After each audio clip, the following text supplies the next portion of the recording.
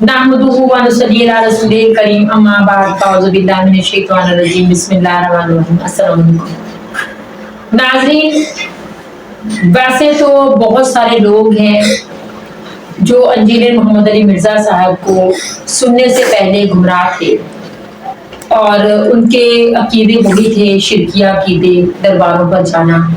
लेकिन उनको सुनने के बाद उनकी तालीमात जो कुरान और हदीस के मुताबिक देती हैं, बहुत सारे लोग हैं जो अल्लाह पाक ने हदायत के रास्ते पर उनको लेकर आए।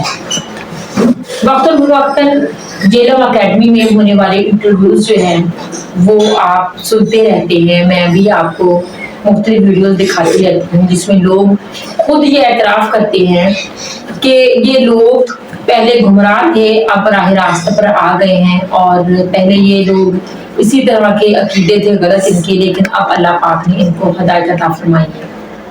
लोग अपनी जो कहानी है वो अपनी ही जुबानी सुनाते हैं।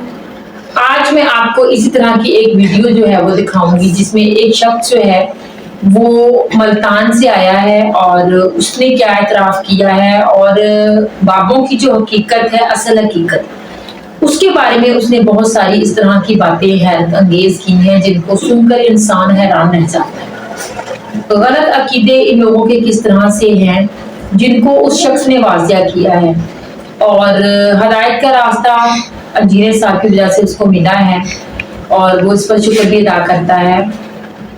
इंजीनियर साहब का रास्ता वो रास्ता है जो अल्लाह पाक ने हमें बताया है, यानी कि कुरान और हदीस का रास्ता। लेकिन इंजीनियर साहब की हसद में ये फिरके जो हैं उस रास्ते को मानने को तैयार नहीं है। अल्लाह पाक इनको हिदायत दे। आइए सबसे पहले हम वो वीडियो देखते हैं, इसके बाद इस पर मज़ीद बात भी करेंगे। उससे पहले मेरे चैनल को सब्सक्राइब करें, वीडियो को शेयर करें, लाइक करें। आइए वीडियो देखते हैं। अस्सलाम वालेकुम भाईजान। वालेकुम अस्सलाम। सर क्या नाम है आपका? शाकिर खान। शाकिर खान साहब किधर से आए आप? मैं मुल्तान से आया हूँ। स्पेशल इंजीनियर साहब से मिलने स्पेशल आए हैं? स्पेशल आया हूँ, कोई काम नहीं था और बड़े अच्छे चाह रहा था मिलना। अच्छा, क्या मुल्तान से इतनी दूर क्या करने आए हैं? आपके पास इतने औलिया हैं। औलिया का मज़ा, हर मुसलमान औलिया होता है, हर मुसलमान वली है ना। कलमा पढ़ने वाला बंदा अल्लाह का दोस्त है, सही है, और जो गैर कलमा नहीं पढ़ता वो अल्लाह का दुश्मन है। दो ही कैटेगरीज है ना, सही है। तो वली काम का जब तक ही है जब तक जिंदा है। जब तक जिंदा है तो किसी के काम का है। बैटरी डेड हो जाती है तो उसको वैसे ही फेंक देते हैं कचरे में। उसके बाद तो वो अपने काम की भी नहीं रहती। तो अली भाई के पास मैं इसलिए आया हूँ कि यही सेम मिशन ना, मैं 18 साल सऊदी अरब रहा हूँ, मैं भी इंजीनियर हूँ। अच्छा, मैं इलेक्ट्रिकल इंजीनियर हूँ माशाल्लाह, बड़े अरसे से। तो अल्हम्दुलिल्लाह ये है कि मैं जब से पैदा हुआ अब तक 55 साल मेरी एज हो गई है माशाल्लाह। मैं एक दिन भी बरेलवी नहीं रहा, ये अल्लाह का बड़ा करम है मेरे ऊपर। अच्छा, हाँ। तो क्या से मुसलमान हूँ मैं।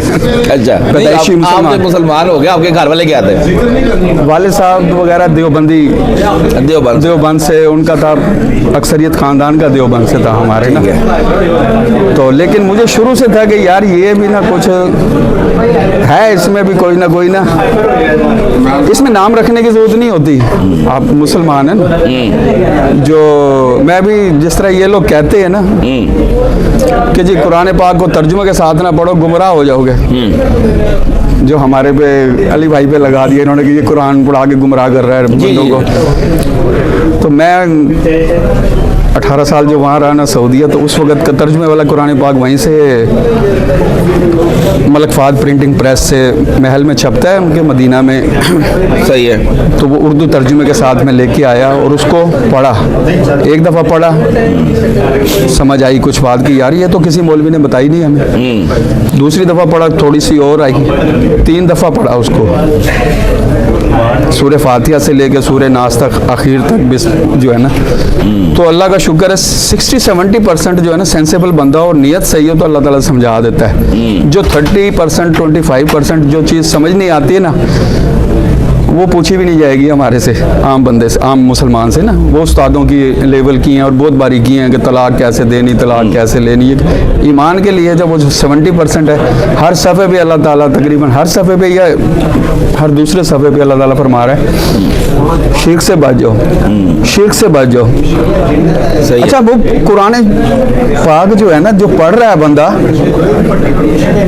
उसी को कह रहा है अल्लाह ताला, जो कुरान पढ़ रहा है उसी को कह रहा है कि शिर्क से बच जाओ। बिल्कुल सही है। अच्छा, कुरान सिख नहीं पढ़ता, हिंदू नहीं पढ़ता, मुसलमान ही पढ़ते हैं, मुसलमानों को कह रहा है अल्लाह ताला। सही बात है। कमाल की जो बात है जी बिल्कुल सही कह रहे हैं। कलमा गो पॉइंट है। कलमा गो है तो पढ़ रहा है ना।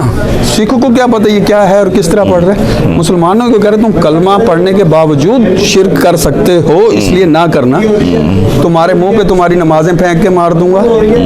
ऐसी आयतें हैं, वो अली भाई आयतें निकाल सकते हैं, मैंने पढ़ी है, मैंने उनको याद नहीं करता, मैं हाफिज नहीं हूँ। सही बात है। तर्जुमे को समझ लिया, नाजरा पढ़ा हुआ हूँ। तो उसमें जो मेन चीज़ ये समझ, दुनिया का सबसे बड़ा गुनाह जो अल्लाह ताला ने मुझे समझाया कि दुनिया का सबसे बड़ा गुनाह शिर्क है। बेशक, कोई इससे बड़ा गुनाह कोई है ही नहीं। जी जी बिल्कुल। आप वो गुनाह किधर ले जाएं, जिना की आखिरी फार्म में ले जाएं, सूद की आखिरी फार्म पे ले जाएं, कत्ल की आखिरी फार्म पे ले जाएं और शराब की, नशे की आखिरी फार्म पे ले जाएं, वो सारे जमा कर लें चारों गुनाहों की थर्ड फार्म को, शिर्क के बराबर नहीं बनते। कि बनाने वाले का मकसद ही तुम ज़ाया कर रहे हो। 1,24,000 पैगंबर सिर्फ इस मैसेज के लिए भेजे अल्लाह ताला ने कि जाके लोगों को बताओ अल्लाह एक है, उसके अलावा कोई इबादत के लायक नहीं। मैसेज यही है। बेशक। तो जो अगला जिस तरह हमारा है कि ला इलाहा इल्लल्लाह, अल्लाह के अलावा कोई इबादत के लायक नहीं है, और मोहम्मद रसूलुल्लाह, कलमे के 2 हिस्से हैं जी। मैसेज पहला हिस्सा है, मैसेज यही है, मोहम्मद रसूलुल्लाह ये आइडेंटिफाई कर रहा है कि ये मैसेज तुम्हें कौन दे रहा है। हमें ये मैसेज मोहम्मद रसूलुल्लाह ने दिया है, तो वो बताया जा रहा है कि ये मैसेज लेके आया मोहम्मद रसूलुल्लाह सल्लल्लाहु अलैहि वसल्लम। और इससे पहले भी 6 कलमे हैं जिसमें मोहम्मद रसूलुल्लाह नहीं है, लेकिन उनके अंदर ला इलाहा इल्लल्लाह है। 6 नबियों को और को कलमे मिले थे, पहला हिस्सा यही रहा, ये कभी नहीं चेंज हुआ। इसका मतलब ये है कि जन्नत में आपको ऐसे बंदे तो बहुत मिल जाएंगे जिन्होंने मोहम्मद रसूलुल्लाह नहीं पढ़ा होगा कलमे के साथ, लेकिन ऐसा एक बंदा नहीं मिलेगा जिन्होंने ला इलाहा ना पढ़ा हो। ला इलाहा मस्ट है। और ये मैसेज देने के लिए 1,24,000 कमोबेश इतने पैगंबर रसूल भेजे। इसको मेन हेड ये है, मेन हेडिंग और मेन चीज़ ये थी। पाकिस्तान में जो चीज़ मैं देख रहा हूँ, मिस्रियों से मेरा ताल्लुक़ रहा है, उर्दन वालों से मेरा ताल्लुक़ रहा है, वहाँ पे इनसे जो होते हैं सुडानियों से मेरा रहा है, इंडिया, पाकिस्तान, बांग्लादेश के अलावा बाकी जो मुसलमान कंट्रीज़ हैं, हर बंदे से अरबी मुझे अल्लाह का शुक्र है 90% तक आती है। तो उनसे जिद्दो बात है, वो इस्लाम और ही है। अच्छा, वो इस्लाम ही और है, सऊदीया का इस्लाम ही और है, पाकिस्तान का इस्लाम ही और है, जो सबसे बड़ी बात है। वाज़े तौर के ऊपर ना उनका सारों का तकरीबन मिलता जुलता है। अच्छा, हमारा और है, हमारा जो है ना, हमारे थोड़ा नहीं बहुत ज़्यादा जो है ना चेंज कर दिया कि जिस मकसद के लिए ये बेसिक ही गलत स्टार्ट कर लेते हैं। जो मेरी से बात हुई, मैं अली भाई तो कर रहे हैं यहाँ पे बैठ के मुनाजरा नहीं करना और किसी से वो नहीं, इल्मी और तहकीकी दलाइल और नेट के ऊपर। मैं इंजीनियर हूँ, फैक्ट्रीज़ में, मिलों में, टेक्सटाइल की, पब्लिक के अंदर सियासी वर्कर भी हूँ, सोशल भी हूँ, पॉलिटिकल।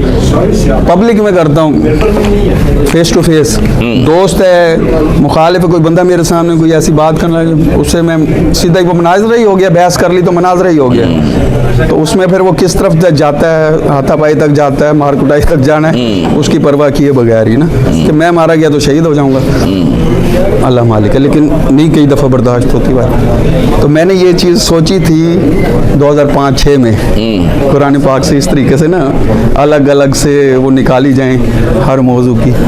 जब अपने दोस्तों को शुरू किया तो दोस्त ही कबूल करने के लिए तैयार नहीं थे। तो मैंने कहा यार ये बहुत मार कुटाई हो जाएगी और ये इन्होंने वो पकड़ के कहना कि ये गुस्ताख आ गया, हाँ ऐसे ही। लड़ाई दंगा हो जाएगा, छोड़ दिया। मैंने कहा यार ये और सबसे बड़ी बात ये है कि एक बंदा उधर जब हार्ड सीट पे बैठता है तो उसकी इतनी ग्रिप भी होनी चाहिए ना।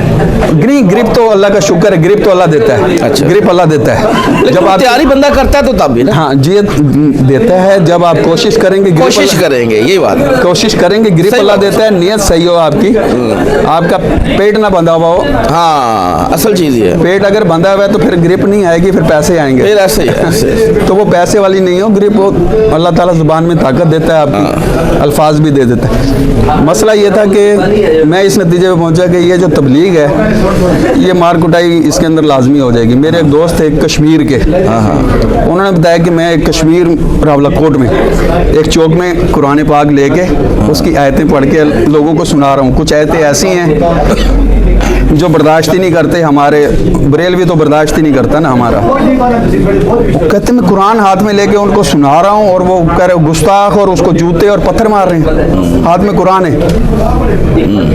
ये उस बंदे ने मुझे खुद बताया, कहते यार ये हमारी आवाम इतनी बिगड़ चुकी है, हमारे मुसलमान हैं, हिंदू काफर करे तो चलो कोई बात है समझने की, ऐसे ही मुसलमान लोग हैं और वो जूते फेंक रहे हैं, ये नहीं देख रहे कुरान को लग जाएंगे, पत्थर मार रहे हैं, और पागल आ गया, गुस्ताख आ गया, मारो इसको।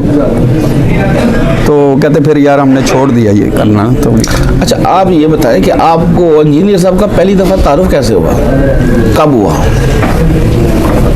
नहीं, इल्म हासिल इसको कहते हैं कि जब आप हक की तलाश में हैं तो आपको किताबों से और टीवी से, अखबार से, ऑडियो वीडियो से ये तो तलाश करना पड़ेगा ना, कहाँ कहाँ पे अच्छी बात हो रही है। वो सारा कुछ देख रहे थे। डॉक्टर इसरार साहब को सुनता था, डॉक्टर जाकिर नाइक को सुन रहा था, कारी तौसीफ सऊदी अरब वाले।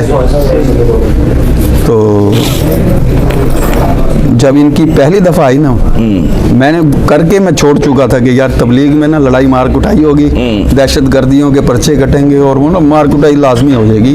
बंदे ना जिनके पेट बंधे भी हैं ना, वो बर्दाश्त नहीं करते कि कोई बंदा ना सीधी रास्ता बता दे। जी जी ऐसे समझ आई ना, पेट बंधे हुए लोगों के, जद्दी पुश्ती बंधे हुए, वो गले रखे हुए इतने बड़े बड़े मज़ारों के ऊपर और मस्जिदों के साथ। 50-50 साल से ज़ेर तामीर मस्जिद चल रही है, 50-50 साल से ज़ेर तामीर मज़ार चल रहे हैं।